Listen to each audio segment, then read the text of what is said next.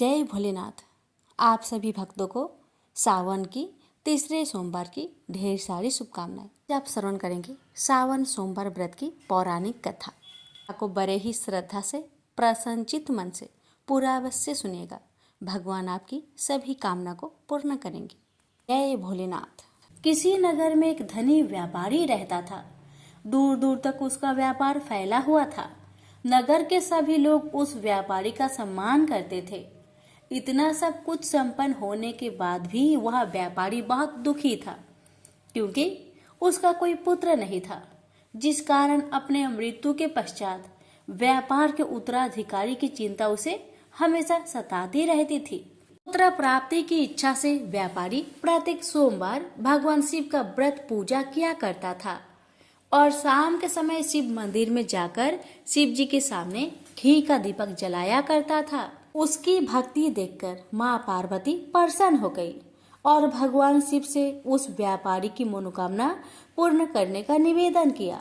भगवान शिव बोले, इस संसार में सबको उसके कर्म के अनुसार फल की प्राप्ति होती है। जो प्राणी जैसा कर्म करते हैं उन्हें वैसा ही फल प्राप्त होता है। शिव जी द्वारा समझाने के बावजूद माँ पार्वती नहीं मानी और उस व्यापारी की मनोकामना पूर्ति हेतु वे शिव जी से बार बार अनुरोध करती रही। अंततः माता के आग्रह को देखकर भगवान भोलेनाथ को उस व्यापारी को पुत्र प्राप्ति का वरदान देना पड़ा। वरदान देने के पश्चात भोलेनाथ माँ पार्वती से बोले, आपके आग्रह पर मैंने पुत्र प्राप्ति का वरदान तो दे दिया, परंतु इसका यह पुत्र 16 वर्ष से अधिक समय तक जीवित नहीं रहेगा। उसी रात भगवान शिव उस व्यापारी के स्वप्न में आए और उसे पुत्र प्राप्ति का वरदान दिया और उसके पुत्र की 16 वर्ष तक जीवित रहने की भी बात बताई। भगवान के वरदान से व्यापारी को खुशी तो हुई, लेकिन पुत्र की अल्पायु की चिंता ने उस खुशी को नष्ट कर दिया।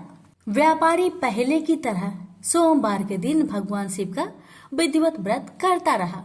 कुछ महीनों के बाद उसके घर एक अति सुंदर बालक ने जन्म लिया और घर में खुशियां ही खुशियां भर गई।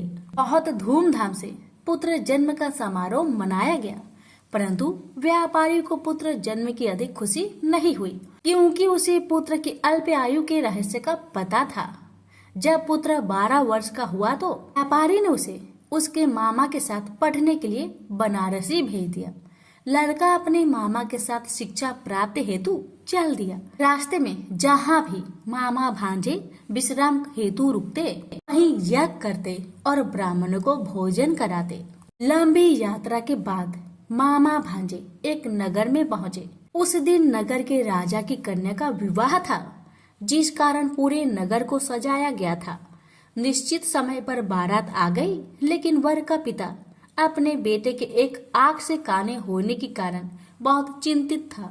उसे भय था कि इस बात का पता चलने पर कहीं राजा विवाह से इनकार न कर दे, इससे उसकी बदनामी भी होगी। जब वर के पिता ने व्यापारी के पुत्र को देखा तो उसके मस्तिष्क में एक विचार आया। उसने सोचा, क्यों ना इस लड़के को दुल्हा बनाकर राजकुमारी से विवाह करा दूं। विवाह के बाद इसको धन देकर विदा कर दूंगा और राजकुमारी को अपने नगर ले जाऊंगा। वर के पिता ने लड़के के मामा से इस संबंध में बात की। मामा ने धन मिलने की लालच में वर के पिता की बात को स्वीकार कर ली। लड़के को दूल्हे का वस्त्र पहनाकर राजकुमारी से विवाह कर दिया गया। राजा ने बहुत सारा धन देकर राजकुमारी को विदा किया।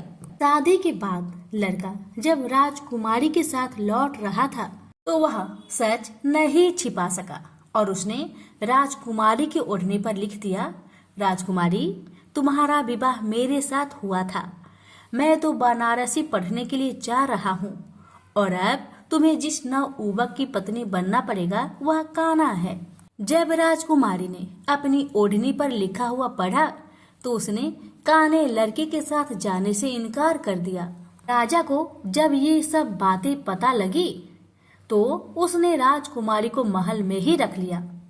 उधर लड़का अपने मामा के साथ बनारसी पहुंच गया और गुरुकुल में पढ़ना शुरू कर दिया। जब उसकी आयु 16 वर्ष की हुई तो उसने यज्ञ किया। यज्ञ की समाप्ति पर ब्राह्मणों को भोजन करवाया और खूब अन्य वस्त्र दान किए। रात को वह अपने शयन कक्ष में सो गया। शिव के वरदान के अनुसार शयन अवस्था में ही उसके प्राण पेखरू उड़ गए। सूर्योदय पर मामा मृत भांजे को देखकर रोने पिटने लगा। आसपास के लोग भी एकत्र होकर दुख प्रकट करने लगे। लड़के के मामा के रोने विलाप करने के स्वर समीप से गुजरते हुए भगवान शिव और माता पार्वती ने भी सुने। माता पार्वती ने भगवान से कहा, प्राणनाथ, मुझे इसके रोने का स्वर सहन नहीं हो रहे, आप इस व्यक्ति के कष्ट को अवश्य दूर करें। भगवान शिव ने माता पार्वती के साथ अदृश्य रूप में समीप जाकर देखा तो भोलेनाथ माता पार्वती से बोले, यह तो उसी व्यापारी का पुत्र है जिसे मैंने 16 वर्ष की आयु का वरदान दिया था। इसकी आयु पूरी हो गई है। माँ पार्वती ने फिर भगवान शिव से निवेदन कर उस बालक को जीवन देने का आग्रह किया। माता पार्वती के आग्रह पर भगवान शिव ने उस लड़के को जीवित होने का वरदान दिया और कुछ ही पल में वह जीवित होकर उठ बैठा। शिक्षा समाप्त करके लड़का मामा के साथ अपने नगर की ओर चल दिया। दोनों चलते हुए उसी नगर में पहुंचे जहां उसका विवाह हुआ था। उस नगर में भी यज्ञ का आयोजन किया। समीप से गुजरते हुए नगर के राजा ने यज्ञ का आयोजन देखा और उसने तुरंत ही लड़के और उसके मामा को पहचान लिया। यज्ञ के समाप्त होने पर राजा मामा और लड़के को महल में ले गया और कुछ दिन उन्हें महल में रखकर बहुत सा धन वस्त्र आदि देकर राजकुमारी के साथ विदा कर दिया। इधर भूखे प्यासे रहकर व्यापारी और उसकी पत्नी बेटे की प्रतीक्षा कर रहे थे। उन्होंने प्रतिज्ञा कर रखी थी कि यदि उन्हें अपने बेटे की मृत्यु का समाचार मिला तो दोनों अपने प्राण त्याग देंगे। परंतु जैसे ही उसने बेटे के जीवित वापस लौटने का समाचार सुना तो वह बहुत प्रसन्न हुआ। वह अपनी पत्नी और मित्रों के साथ नगर के द्वार पर पहुंचा। अपने बेटे के विवाह का समाचार सुनकर पुत्र वधू राजकुमारी को देखकर उसकी खुशी का ठिकाना न रहा। उसी रात भगवान शिव ने व्यापारी को सपने में आकर कहा, हे श्रेष्ठी, मैंने तेरे सोमवार व्रत करने और व्रत कथा सुनने से प्रसन्न होकर तेरे पुत्र को लंबी आयु प्रदान की है। पुत्र की लंबी आयु जानकर व्यापारी बहुत प्रसन्न हुआ। शिव भक्त होने तथा सोमवार का व्रत करने से व्यापारी की सभी मनोकामनाएं पूर्ण हुई। इसी प्रकार जो भक्त सोमवार का विधिवत व्रत करते हैं और व्रत कथा सुनते हैं उनकी सभी इच्छाएं पूरी होती है। उनसे बोलिए उमापति शंकर भगवान की जय। समुद्र के निकटवर्ती परदेश में एक बांसकल नामक ग्राम है जहाँ वैदिक धर्म से विमुख महापापी द्विज निवास करते हैं। वे सब के सब बड़े दुष्ट हैं। उनका मन दूषित विषय भोगों में ही लगा रहता है। वे न देवताओं पर विश्वास करते हैं न भाग्य पर। वे सभी कुटिल वृत्ति वाले हैं। किसानी करते और भांति भांति के घातक अस्त्र शस्त्र रखते हैं। वे पर स्त्री गमन करने वाले और खल है। ज्ञान वैराग्य तथा सद्मार्गों को वे बिल्कुल नहीं जानते हैं।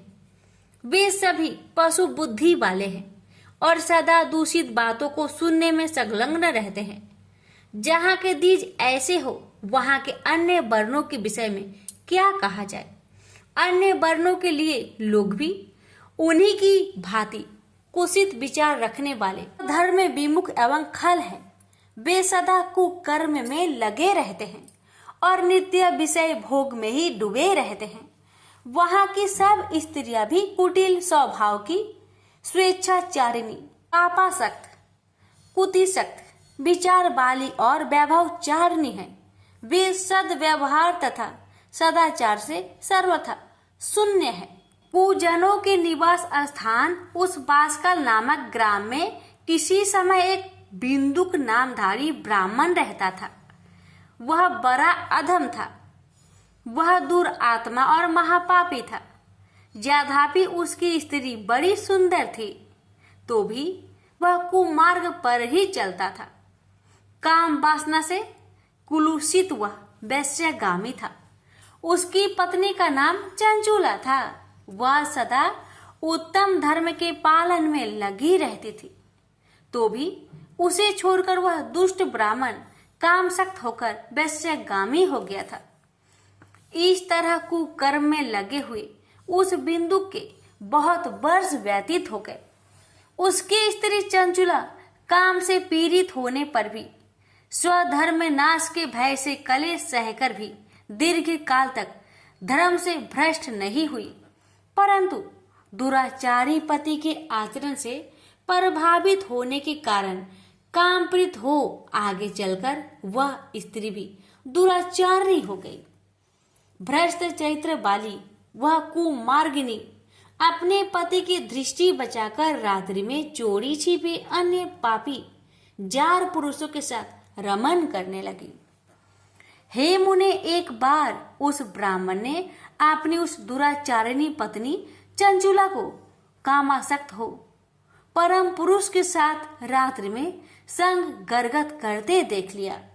उस दुष्ट तथा दुराचार में आसक्त मान वाली पत्नी को रात्रि में पुरुष के साथ व्यभिचारत देखकर क्रोध पूर्वक वेग से दौड़ा। उस दुष्ट बिंदु को घर में आया जानकर वह कपटी व्यभिचारी तेजी से भाग गया। तब वह दुष्ट आत्मा बिंदुक अपनी पत्नी को पकड़कर उसे डांटता हुआ मुक्कों से बार बार पीटने लगा। वह व्यभिचारिणी दुष्टा नारी चंचुला पीटी जाने पर कुपित होकर निर्भयता पूर्वक अपने दुष्ट पति बिंदुक से कहने लगी। चंचुला बोली, मुझ पति परायणा युवती पत्नी छोड़कर आप कुबुद्धिवश प्रतिदिन वेश्या के साथ इच्छा अनुसार रमन करते हैं। ये बताइए कि रूपवती तथा कामशक्त चित्त वाली मुझ युवती की पति संग सर्ग के बिना क्या गति होती होगी। मैं अत्यंत सुंदर हूँ तथा नव युवन से उत्पन्न हूँ। आपके संग गर्ग के बिना व्यथित चित्त वाली में कामजन्य दुख को कैसे सह सकती हूँ।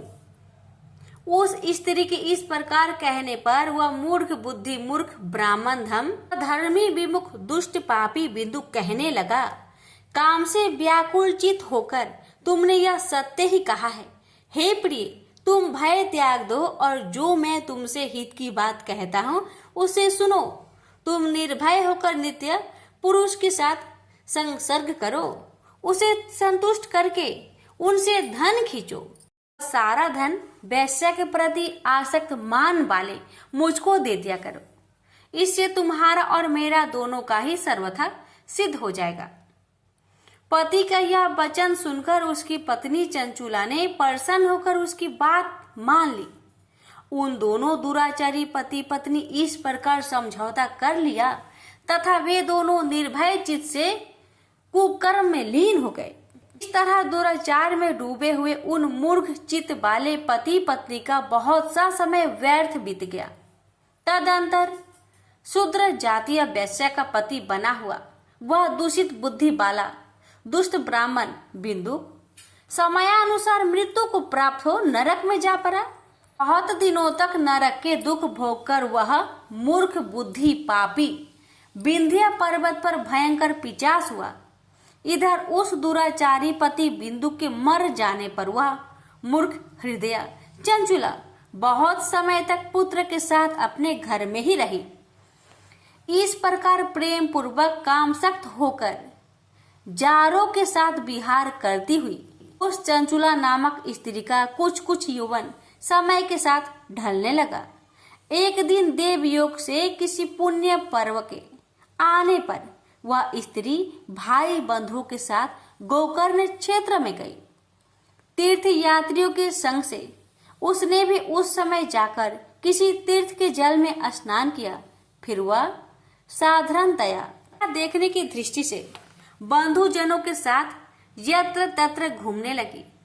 घूमती घामती किसी देव मंदिर में उसने एक देवज्ञ ब्राह्मण के मुख से भगवान शिव की परम पवित्र एवं मंगलकारिणी उत्तम पौराणिक कथा सुनी।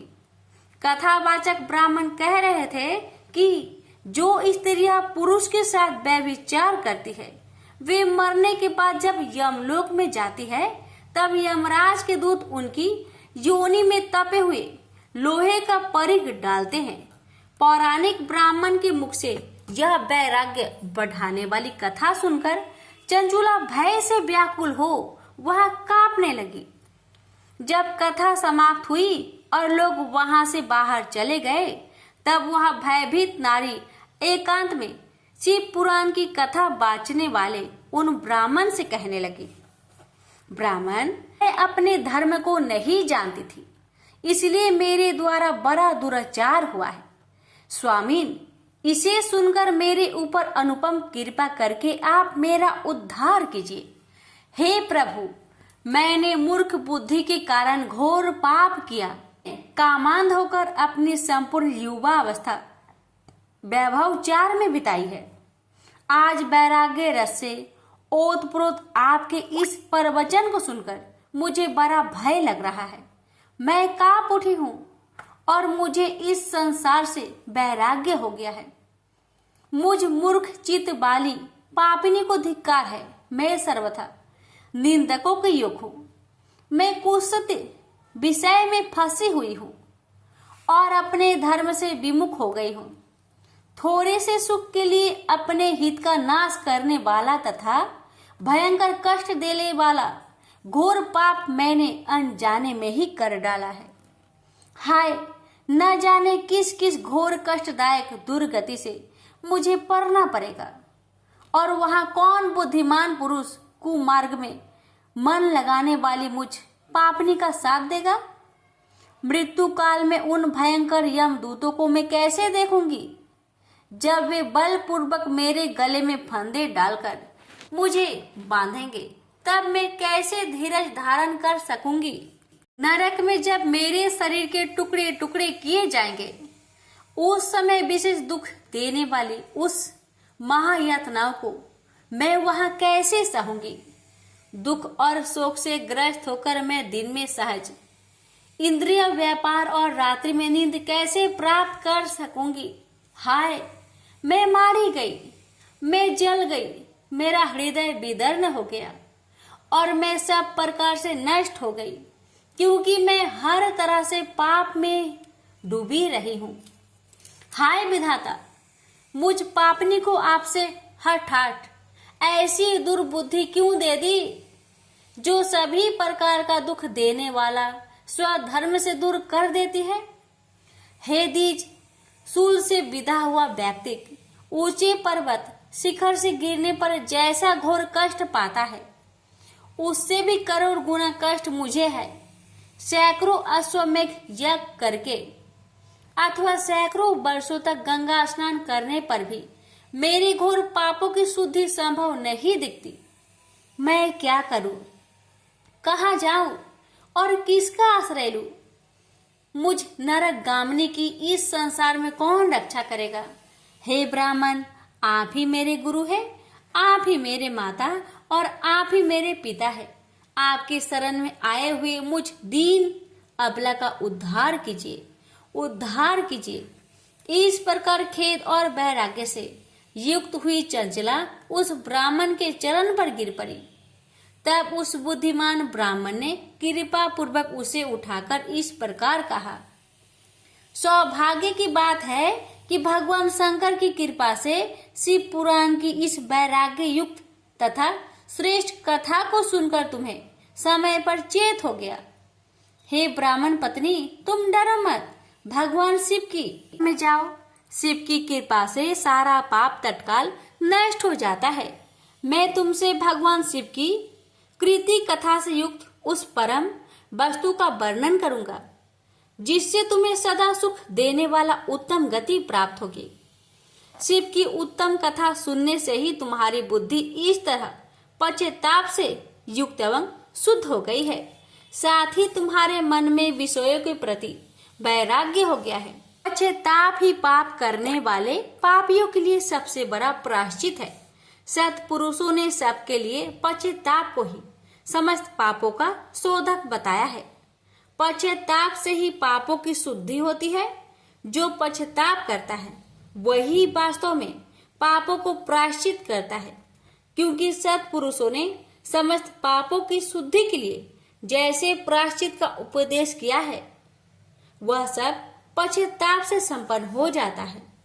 जो पुरुष विधि पूर्वक प्रायश्चित करके निर्भय हो जाता है और अपने कुकर्म के लिए पश्चाताप नहीं करता, उसे प्राय उत्तम गति नहीं प्राप्त होती, परंतु जिसे अपने कृत्य पर हार्दिक पश्चाताप होता है, वह अवश्य उत्तम गति का भागी होता है। इसमें संशय नहीं है। इसी शिव पुराण की कथा सुनने से जैसी चित्त शुद्धि होती है, वैसी दूसरे उपाय से नहीं होती। जैसे दर्पण साफ करने पर निर्मल हो जाता है, उसी प्रकार इसी पुराण की कथा से चित्त अत्यंत शुद्ध हो जाता है। इसमें संशय नहीं है। मनुष्य के शुद्ध चित्त में जगदम्बा पार्वती सहित भगवान शिव विराजमान रहते हैं। इससे वह शुद्धतमा पुरुष सांब सदा शिव के परम पद को प्राप्त होता है।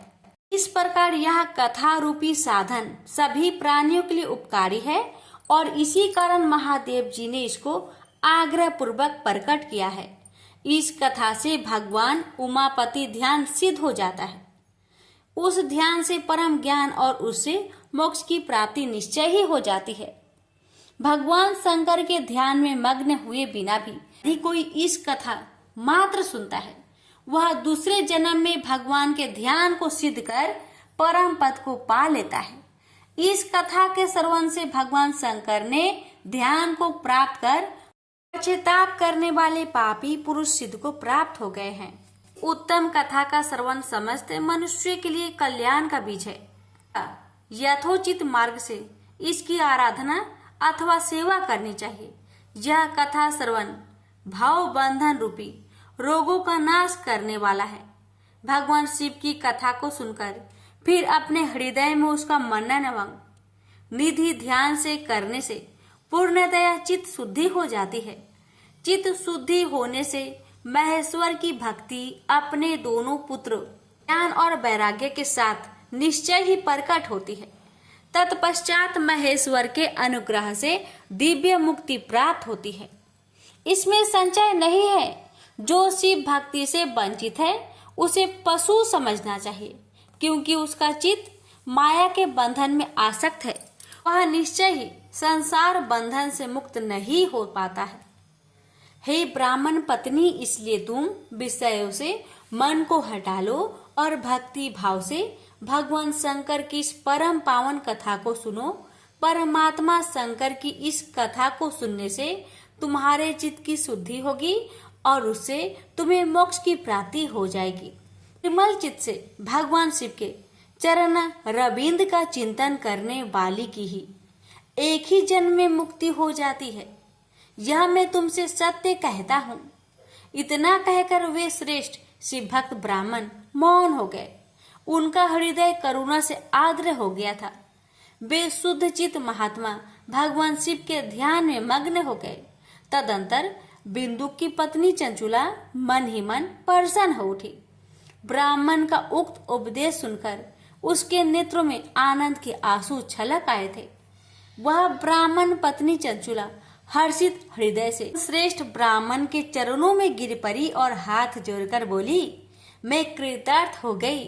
तत्पश्चात उठकर वैराग्य युक्त तथा उत्तम बुद्धि वाली वह स्त्री जो अपने पापों के कारण आतंकित थी, वह महान शिव भक्त ब्राह्मण से हाथ जोड़कर गदगद वाणी में कहने लगी, ब्राह्मण, मैं शिव भक्तों में श्रेष्ठ, हे स्वामिन, आप धन्य हैं, परमार्थदर्शी है और सदा परोपकार में लगे रहते हैं, इसलिए आप श्रेष्ठ साधु तो में प्रशंसा के योग है।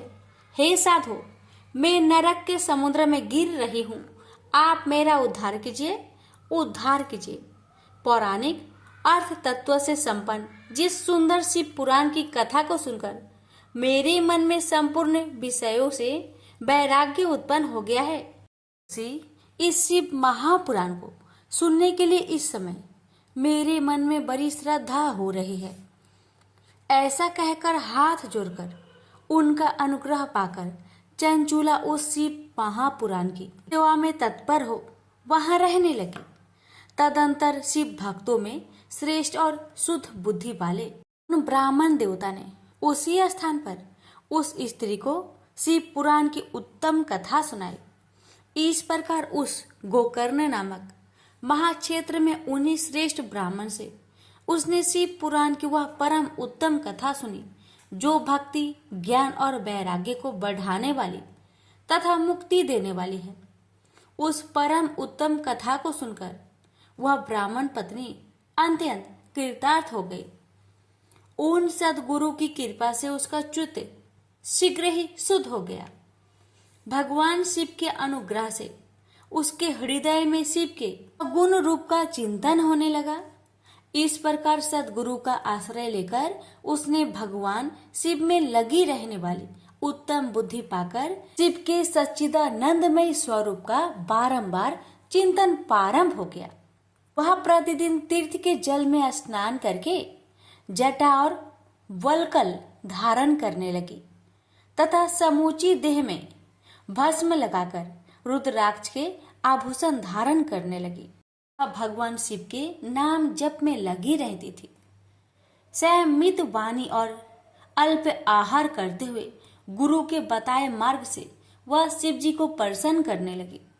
हे शौनक, इस प्रकार शंभु का उत्तम ध्यान करते हुए उस चंचुला का बहुत सा समय बीत गया। पश्चात समय के पूर्ण होने पर भक्ति, ज्ञान और वैराग्य से युक्त हुई चंचुला ने अपने शरीर को बिना किसी कष्ट के त्याग दिया। इतने में ही त्रिपुर शत्रु भगवान शिव का भेजा हुआ एक दिव्य विमान द्रुत गति से वहां पहुंचा, जो उनके अपने गणों से संयुक्त और भांति भांति के शोभा साधनों से संपन्न था। चंचुला उस विमान पर आरूढ़ हुई और भगवान शिव के श्रेष्ठ पार्षदों ने उसे तत्काल शिवपुरी में पहुंचा दिया। उसके सारे मल धुल गए थे। वह दिव्य रूप धारिणी दिव्यांगना हो गई थी। उसके दिव्य अवयव उसकी शोभा बढ़ाते थे। मस्तक पर अर्ध चंद्रमा मुकुट धारण किए वह गौरांगी देवी शोभाशाली दिव्य आभूषणों से विभूषित थी। वहां पहुंचकर उसने त्रिनेत्रधारी महादेव जी को देखा। ब्रह्मा, विष्णु आदि देवता उन सनातन शिव की सेवा कर रहे थे। गणेश, भृंगी, नंदीश, वीरभद्रेश्वर आदिगण उत्तम भक्ति के साथ उनकी उपासना कर रहे थे। उनकी अंग कांति करोड़ों सूर्य के समान प्रकाशित हो रही थी। कंठ में नील चिह्न शोभा पा रहा था। उनके 5 मुख थे और प्रत्येक मुख में 3-3 नेत्र थे। मस्तक पर अर्ध चंद्राकार मुकुट शोभा पा रहा था। उन्होंने अपने वाम अंग में गौरी देवी को बैठा रखा था, जो विद्युत पुंज के समान प्रकाशित थी। गौरीपति महादेव जी की कांति कपूर के समान गौर थी। उन्होंने सभी अलंकार धारण कर रखे थे। उनका सारा शरीर श्वेत भस्म में भसित था। शरीर पर श्वेत वस्त्र शोभा पा रहे थे। वे अत्यंत उज्जवल वर्ण के थे। इस प्रकार परम उज्जवल भगवान शंकर का दर्शन करके वह ब्राह्मण पत्नी चंचुला बहुत प्रसन्न हुई। अत्यंत प्रीति युक्त होकर उसने बड़ी तावली के साथ भगवान को बारंबार प्रणाम किया। फिर हाथ जोड़कर वह बड़े प्रेम, आनंद और संतोष से युक्त विनीत भाव से खड़ी हो गई। उसके नेत्र से आनंद अश्रुओं की अविरल धारा बहने लगी तथा संपूर्ण शरीर में रोमांच हो गया। उस समय भगवती पार्वती और भगवान शंकर ने उसे बड़े करुणा के साथ अपने पास बुलाया और सौम्य दृष्टि से उसकी ओर देखा। पार्वती जी ने तो दिव्य रूप धारिणी बिंदु प्रिया चंचुला को प्रेम पूर्वक अपनी सखी बना लिया। उस परमानंद घन ज्योति स्वरूप सनातन धाम में अविचल निवास पाकर दिव्य सुख से संपन्न हो अक्षय सुख का अनुभव करने लगी। एक दिन परमानंद में निमग्न हुई चंचुला ने उमा देवी के पास जाकर प्रणाम किया और दोनों हाथ जोड़कर वह उनकी स्तुति करने लगी। हे गिरिजा नंदिनी, हे स्कंद माता, मनुष्यों ने सदा आपकी सेवा की है।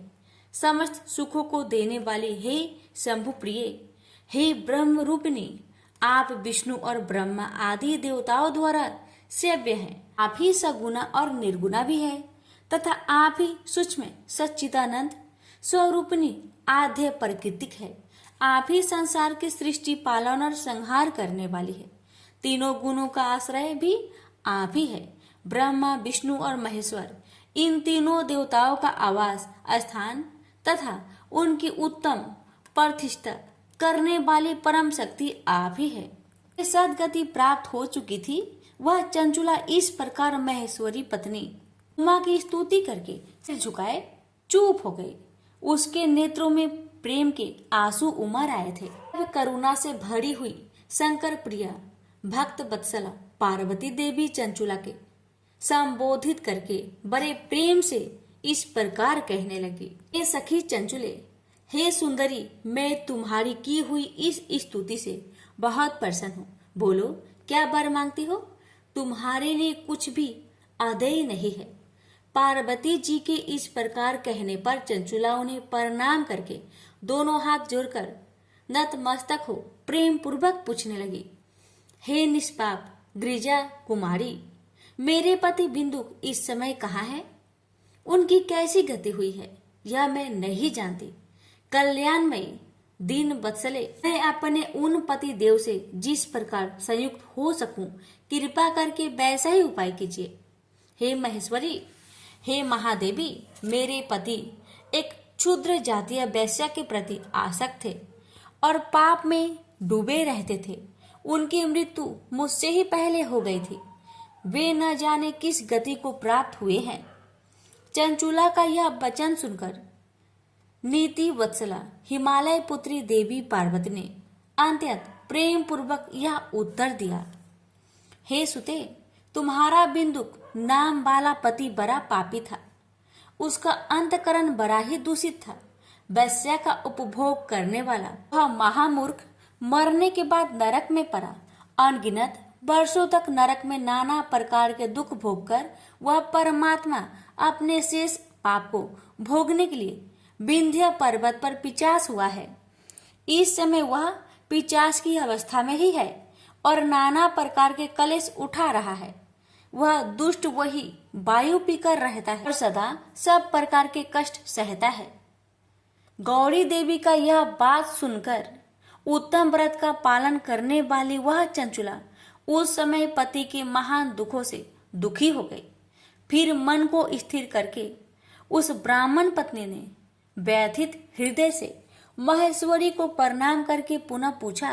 महेश्वरी, हे महादेवी, मुझ पर कृपा कीजिए और दूषित कर्म करने वाले मेरे उस दुष्ट पति का आप उद्धार कर दीजिए। हे देवी, कुत्सित बुद्धि वाले मेरे उस परमात्मा पति को किस उपाय से उत्तम गति प्राप्त हो सकती है यह शीघ्र बताइए। आपको नमस्कार है। उसकी यह बात सुनकर भक्त वत्सला पार्वती जी अपनी सखी चंचुला से प्रसन्न होकर ऐसा कहने लगी। तुम्हारा पति यदि शिव पुराण की पुण्यमयी उत्तम कथा सुने तो सारी दुर्गति को पार करके वह उत्तम गति का भागी हो सकता है। अमृत के समान मधुर अक्षरों से युक्त गौरी देवी का यह वचन आदर पूर्वक सुनकर चंचुला ने हाथ जोड़कर मस्तक झुकाकर उन्हें बारंबार प्रणाम किया और अपने पति के समस्त पापों की शुद्धि तथा उत्तम गति की प्राप्ति के लिए पार्वती देवी से यह प्रार्थना की कि मेरे पति को शिव पुराण सुनाने की व्यवस्था होनी चाहिए। तो ब्राह्मण पत्नी के बारंबार प्रार्थना करने पर शिव प्रिया गौरी देवी को बड़ी दया आई। उस भक्त वत्सला महेश्वरी गिरिजा कुमारी ने भगवान शिव की उत्तम कृति का गान करने वाले गंधर्वराज तुमरु को बुलाकर उनसे प्रसन्नता पूर्वक इस प्रकार कहा। गिरिजा बोली, मेरी मन की बातों को जानकर मेरे अभिष्ट कार्य को सिद्ध करने वाले तथा शिव में प्रीति रखने वाले हे तुमरु, मैं तुमसे एक बात कहती हूँ, तुम्हारा कल्याण हो।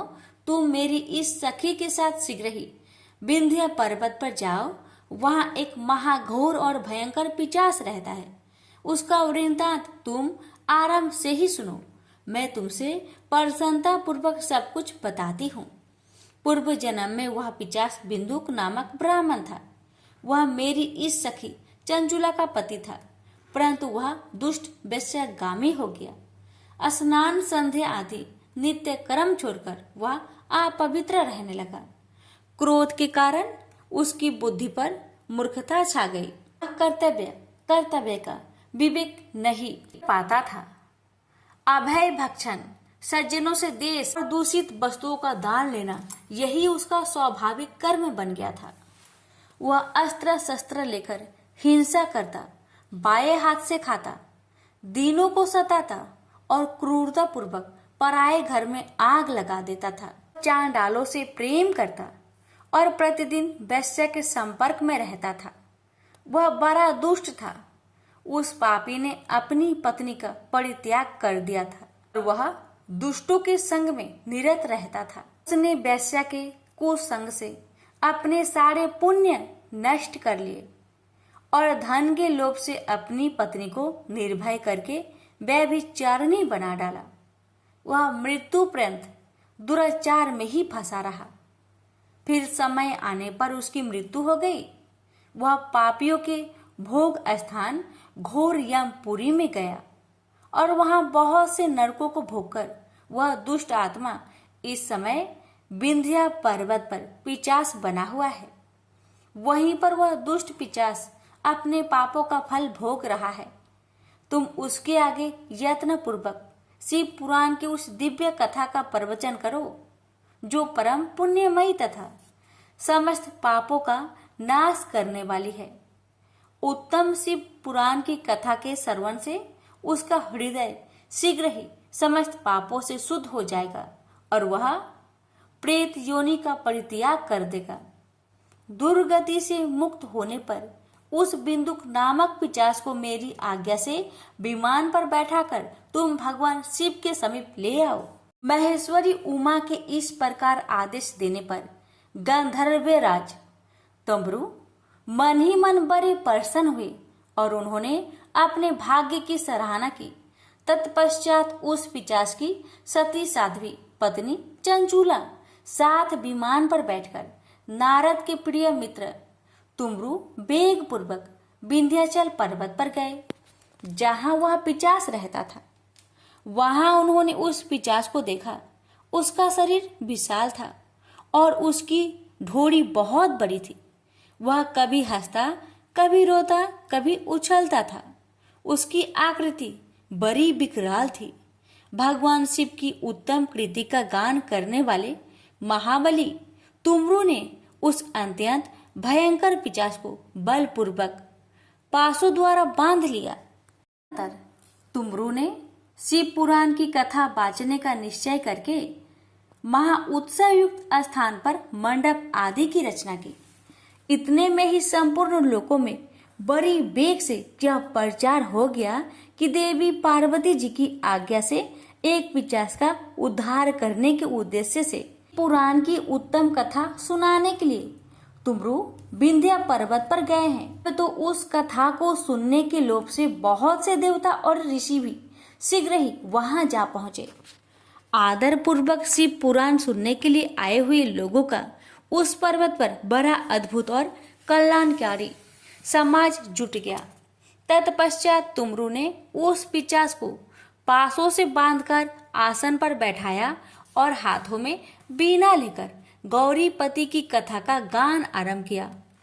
महात्म्य सहित पहली अर्थात प्रथम संहिता से लेकर 7वीं संहिता तक शिव पुराण की कथा का उन्होंने स्पष्ट वर्णन किया। 7 संहिता वाले शिव पुराण का आदर पूर्वक श्रवण करके वे सभी श्रोता पूर्णतः कृतार्थ हो गए। उस परम पुण्यमयी शिव पुराण को सुनकर उस पिशाच ने अपने सारे पापों को धोकर उस पिशाचित शरीर को त्याग दिया। शीघ्र ही उसका रूप दिव्य हो गया। अंग कांति गौर वर्ण की हो गई। शरीर पर श्वेत वस्त्र तथा सब प्रकार के पुरुषोचित आभूषण उसके अंगों को आशित करने लगे। वह त्रिनेत्रधारी चंद्रशेखर रूप हो गया। इस प्रकार दिव्य देहधारी होकर श्रीमान बिंदु अपनी भार्य चंचूला के साथ स्वयं भी पार्वती पति भगवान शिव के दिव्य चरित्र का गुणगान करने लगा। उसकी स्त्री को इस प्रकार दिव्य रूप से सुशोभित देखकर वे सभी देवता और ऋषि बड़े विस्मित हुए। उनका चित्त परम आनंद से परिपूर्ण हो गया। भगवान महेश्वर का वह अद्भुत चरित्र सुनकर वे सभी श्रोता परम कृतार्थ हो प्रेम पूर्वक श्री शिव का यशोगान करते हुए अपने अपने धाम को चले गए। दिव्य रूपधारी श्रीमान बिंदुक भी सुंदर विमान पर अपनी प्रियतमा के पास बैठकर सुख पूर्वक आकाश में स्थित हो परम शोभा पाने लगा। अंतर महेश्वर के सुंदर एवं मनोहर गुणों का गान करता हुआ वह अपनी प्रियतमा तथा तुमरू के साथ शीघ्र ही शिव धाम जा पहुंचा। वहाँ भगवान महेश्वर तथा पार्वती देवी ने प्रसन्नता पूर्वक बिंदु का बड़ा सत्कार किया और उसे अपना गण बना लिया। उसकी पत्नी चंचुला पार्वती जी की सखी हो गई।